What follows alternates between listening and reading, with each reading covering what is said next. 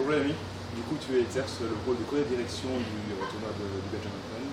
Quelle a été toi ton évolution en fait au sein de l'équipe présente et également au sein de... Donc j'ai commencé la communication en tant que bénévole en 2015, où là je me suis simplement occupé pendant la semaine de la petite gazette, puis à ce moment-là un petit peu des réseaux sociaux, en collaboration à l'époque avec Audrey.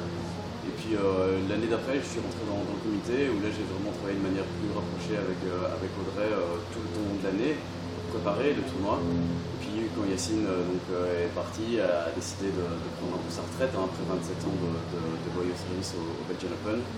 Avec Kidi, on a repris donc, la direction. Donc ici, c'est une première émission comme co-directeur sur le tournoi.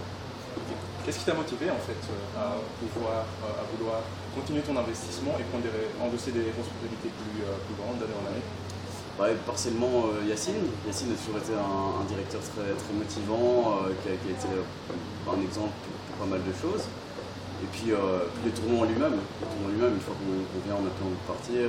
Les joueurs sont géniaux. Chaque année, c'est un plaisir de les revoir. Donc chaque année, on a envie de recommencer et de faire mieux l'année suivante.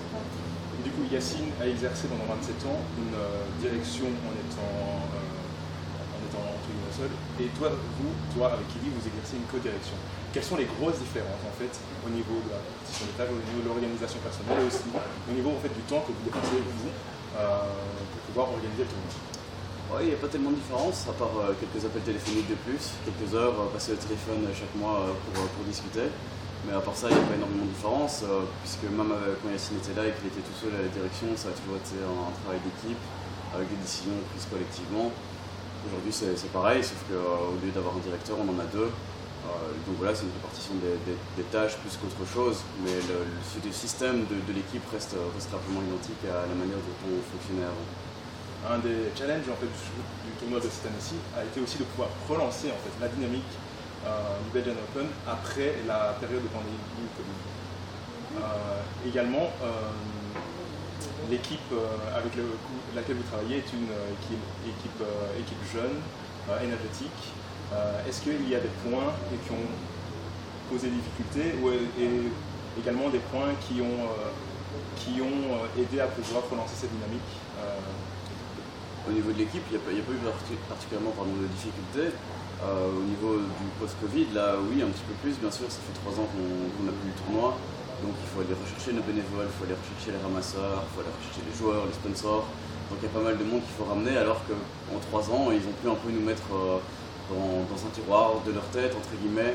Et donc il a fallu aller rechercher tout le monde, mais je pense qu'on a plutôt bien fait ça. Les bénévoles sont là, les ramasseurs sont là, les sponsors ont été là.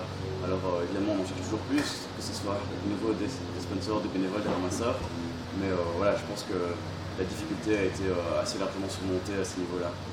Okay. Et si tu avais un mot à dire en fait, aux personnes qui nous regardent par rapport à l'investissement en fait, qu'ils pourraient avoir en tant que bénévole, ce serait tout. Absolument tout ce qu'ils aiment, ils peuvent venir le faire ici. On recherche absolument de tout. Il n'y a rien dont on n'a pas besoin. Donc quoi que les gens aient envie de faire, ils peuvent venir le faire ici. Okay. Merci en tout cas d'avoir répondu à nos questions et merci pour ton engagement.